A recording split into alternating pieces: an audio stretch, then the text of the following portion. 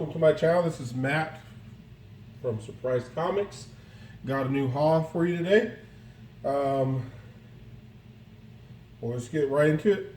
Was lucky enough to get this Punisher #1 Leave variant this week.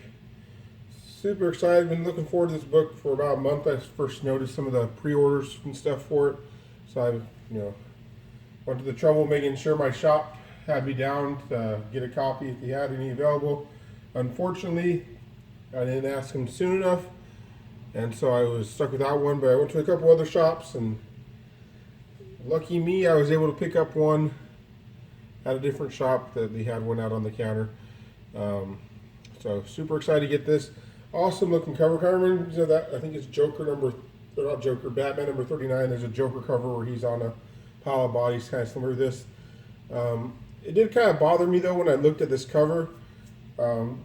Here we have the Punisher. He has his handgun there, and he shot all these people, obviously, and then he sat down. But before he sat down, he went around and picked up all the empty shells and casings and whatever you call them, so he can sit down and then roundly just toss them in the air. So, that kind of bugged me when I started thinking about the picture I was looking at. So I figured I'd share that with you guys so you could be bugged like I was, or not care, whatever your deal is. One of the stores I go to is going out of business, so they have all their back issues for $1 each. So I picked up a copy of Superman Lois and Clark #1. It's a book to look for. It's the first appearance of Jonathan Kent, who is him right there. The variant for this one is like really blown up lately, so if you can get your hands on that cheap, definitely do it. Or even if you have to pay a little bit, it's probably still worth it. But pick it up. There's a new book coming out after Rebirth called Super Sons, which is going to be Jonathan Kent, Damian Wayne team up. That should be interesting. Picked up this one as well. Just another copy of Superman American Alien. People are really loving this series, so I figured having an extra #1 was good. I just picked this one up just because with the Daredevil Season 2, I thought this was a pretty cool cover. So I went ahead and snagged it. I was able to find this one still on the shelf. It's Monstrous issue #2. Don't know a whole lot about it. I just know it's really popular, and these books are really just going sky high pretty quick. Another it's looking sort of like another Peter Panzerfaust type situation. Maybe the print run is a little bit higher than that one, but not by much. So if you see this one still sitting on a shelf, definitely pick it up. All the monster stuff, it's really, by now they've picked up quite a bit. I was able to find this is the second print of Monstrous #1, and for some reason the second print has a slightly smaller print run than the first one, so this is more valuable. The guy had this up on his wall. I was going to pay whatever it was, and then when we got behind the counter, we noticed that there's a tear right here. And so, obviously that really hurts the value of it. So he gave it to me for $1. I figured since it is a valuable comic, I wouldn't really want to spend money on it. Or when I want to read it, I'd probably get it in trade. But this way I have a nice reader's copy. And then if it is a super valuable book, it may still even have value even with that tear. But got a normal copy for $7 on this one. For Monstrous #1, this is the first printing. Pretty good shape, but not perfect shape, so was definitely happy with that. We'll move these out of the way. This next book was part of a lot. I showed you the main 2 books out of the lot, but this one's picked up a little bit of attention, so I figured I'd show it. And this is Luke Cage, Hero for Hire #5. This is the first appearance of Black Mariah, who's this heavy-set woman right here. Now, an interesting thing I noticed, I was doing a little research on this character, and I looked up the actress who's playing her in the upcoming Luke Cage show, and I found something very interesting. In the Luke Cage, she's billed as the character Mariah, and there's supposedly there's a rule in the Marvel Cinematic Universe and TV universe and stuff they're all interconnected. They're all the same universe, and no actress or actor can play two roles in the same universe. So once you've been cast as one, you're not going to be recast as another. Even for minor side characters, they're going to keep the same actors and actresses going forward. But I did notice that the person who was cast played Black Mariah, or just Mariah, in the Luke Cage series. And gosh, I forget her name. Very well known actress, veteran actress, shows up in a lot of stuff. She actually was in Captain America Civil War. Now, whether she is playing the same character or not, it's unknown at this time. It seems unlikely. For those of you who see it, this isn't a spoiler or anything. She plays the character that confronts Tony Stark in the hallway regarding her son that died in Wachovia, and kind of gives him the full guilt trip and stuff. It's kind of what convinces Tony Stark to change the way he's doing things. So take that for what it's worth. Is that the same character that's going to show up in Luke Cage, or is it a different character? It seems not likely if you've seen the movie, but who knows? You know, the character in the movie did not have a name, but on IMDb they called her Miriam, which is pretty close to Mariah, so who knows? Next up we have Hack Slash. I don't know a whole lot about this book. I know that the original one came out in 2004. This is the 2007 by DDP. It's a Tim Seeley creation. He's the main artist and writer on it. And so I found it pretty cheap in a back issue bin. I figured why not give it a chance. That's the variant. And here's the regular cover. They're both really high grade copies, so I thought it was worth a pickup just to see. Also was able to get another copy. It seems this book has been, it's funny, when I was first looking for this book, long before it had any like popularity or any sort of demand, it took me forever to find it. I ended up overpaying for it and to get it into my collection because I wanted to get the whole Red Hood storyline. And then, like, ever since now that's more popular and more people know about it, and the price has gone way up on it. I see it everywhere. So I picked that up for $1 out of a dollar bin. I was pretty happy with it. I went to a coin and card show, and there's a couple guys who had comics there, so they just had dollar comics basically, but not all the comics in those bins were dollars. Like, for example, I picked up this copy of Batman 408. It's not a perfect condition copy, but it's still not a very bad one either. This is the retcon of Jason Todd's origin. He was, instead of being another gymnast, they changed it to he was a street kid who was trying to steal the tires off the Batmobile. Got this $4. This is $5.74. This is kind of following Death in the Family in Detective Comics. I got Ragman #1 again for $1. This one is Uncanny X-Men #282. This is the first appearance of Bishop. This is the second printing. You can see from the the gold background. Also, this one is signed Wills right here. Wills Patricio was the artist who did this cover and comic. I have the other stuff signed by him, and that's pretty darn close to how he signs Wills. But in my other comics, he signed his last name too. So who knows if that's a real signature or not. If it's real, then it's definitely a great pickup for $1. And if it's fake, probably spent too much on it then, because it's just a comic that has someone scribbled on it. Also picked this one up for $1. This is Amazing Spider-Man 365, the 30th anniversary. And this is the first appearance of Spider-Man 2099. So, a nice hologram, 90s style right there.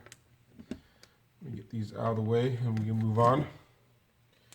This next book I bought at a half-price books. And it's the San Diego Comic-Con variant for Harley Quinn's invades Comic-Con International, and it didn't have a price tag at the store. And so the rule is if there's ever a price tag, it's just half of whatever the cover price is. But since it's a con exclusive, you can see there's no price on here. So the lady looked it over and said, well, if there's no price, then the clearance comics are just a quarter. So I got this comic for a quarter. This comic also didn't have a price tag on it. This is X-Force number 2, the second appearance of Deadpool. It's not a terribly great condition, but it's still not a very bad one either. And the cover price was $1, so I got that for 50 cents. Let me see what else I got here. Picked this up at another used bookstore called Bookman's here in the Phoenix area. This is the Midtown variant. This is Axis number 1. And for the longest time, I always thought this was called 6X. And I didn't understand why they would have a word that doesn't exist as their title, but I just couldn't see the A. I don't know if it's my dyslexia with the title being reversed and stuff, that I just could not read it. Even now, when I see it, I don't see Axis, I see 6S. So I, finally figured that out because I wanted to look up that comic to see if it was anything special, and yeah, I had trouble doing it because none of the places I searched knew what 6S was. Also picked up X-23 Target X number 1. These books aren't like ridiculously valuable or anything, but X-23 has picked up a lot of attention lately with obviously her being the all-new Wolverine. Also, there's a lot of speculation she's going to show up in the Old Man Logan X-Men movie. So, her first appearance has spiked a lot. Got another copy of this as a variant. This is the Top Cow variant. This has already been traded to Joe Pop. So, it was in my collection for a very brief time. I got another copy of, this is X-23. This is just her ongoing title, I believe, and number 1. Picked up this Wonder Woman 176, Adam Hughes cover. And that's kind of my rule with, I remember looking at Wonder Woman books, and if it's like $2 or less, and it's an Adam Hughes cover, I pick it up. So I got this for $1. At this bookstore, it looked like they had just gotten a huge collection of Avengers in recently, and most of them were really beat up, but I was able to pull up some minor keys. I got Avengers 144. This is the first appearance of Hellcat, Patsy Walker, and the Jessica Jones series. I think I paid $3 for that one. A really beat up copy of Avengers 181. That was $2. It was funny because, this is obviously, you can look at it. It's pretty trash. And it's probably, maybe a $5, $10 book, if you're real lucky to get that much for it. And this book goes way up and down, especially around the time Ant-Man came up. It was actually worth quite a bit, and now it's back down to, $2 is probably a fair price for it. But in that same store, they had a copy that was, definitely a nicer copy, but still, fine, probably. And they were asking $60 for it. So one, they have one so overpriced, another one, not so much. I also picked up Avengers 195, which is the first cameo appearance of Taskmaster, and that was like $3, I think. So not bad. So again, some rare copies of those old Avengers books is never something to shake a stick at. Got a few more books to show. Picked up a Catwoman number 1 from the 90s. There's been probably 4 or 5 different Catwoman series. This has the embossed cover. So, speaking of number 1s, I got Wonder Woman number 1. This is I think a Dotson cover.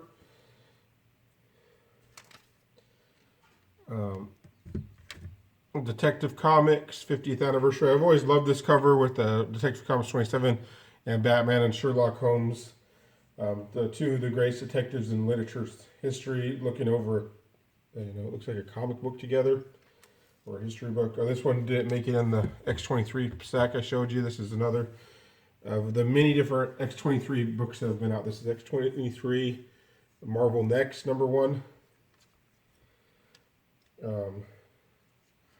Green Arrow 24. I've shown this book in the past. It's nothing like terribly valuable.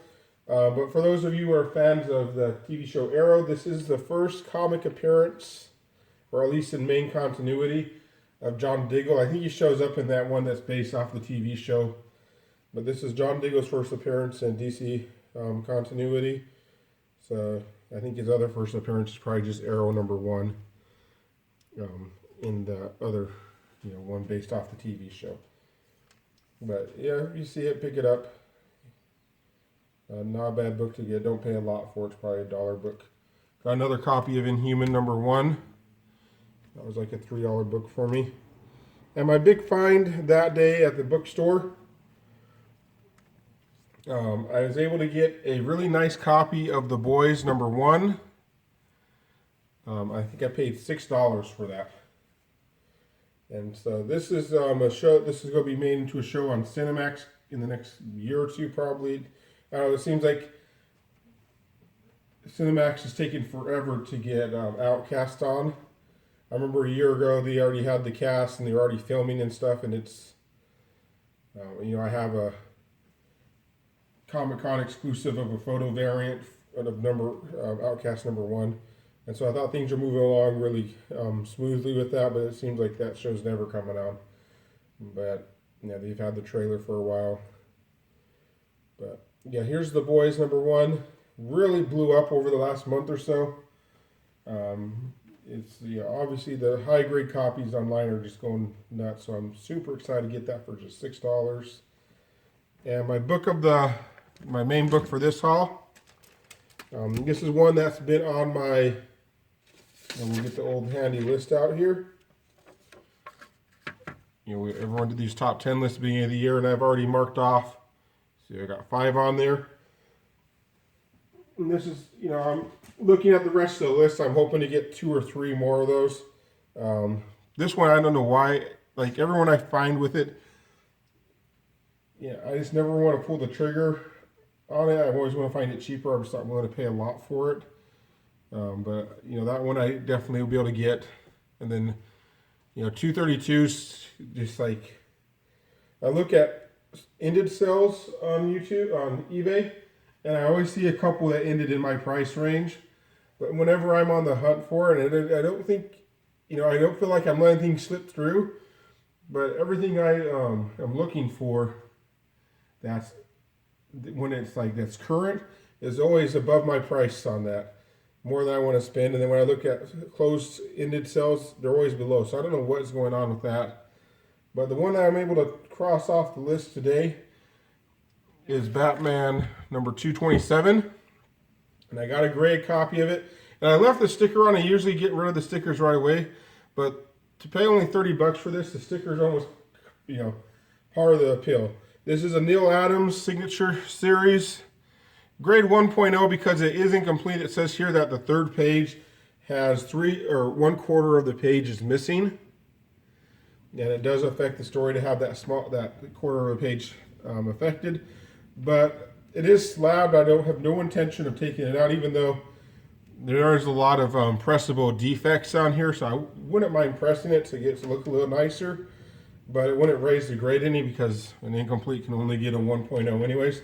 So I'm definitely not going to pay the money to get it re-slabbed and all the signature stuff. But super happy to get this for just $30. To get this done, you have to pay Neil Adams $30 for the signature. It's $25 to get Slow Track, a book from pre-1975, plus an extra $10 for the signature series. That's another $35. Plus, depending on how many books you ship in, $10, $15 for shipping. So just to get this, without even considering the cost of the book, is like $70, $80. So to get it for $30, mark it off my list. Couldn't be more excited. Super happy with it. Obviously the grade in the corner isn't what you'd want it to be, but I'd rather have this in my collection than have nothing in my collection, or spend, $300 for a mid-grade copy of this book. When I can pay 30, because I'd rather have this for 30 and pick up, another book on my list and be able to pay a little bit extra for it since I got this one. So that's my haul. Thanks for watching. Thanks for subscribing, commenting. I really appreciate it. I hope everyone enjoyed the video and had a good time.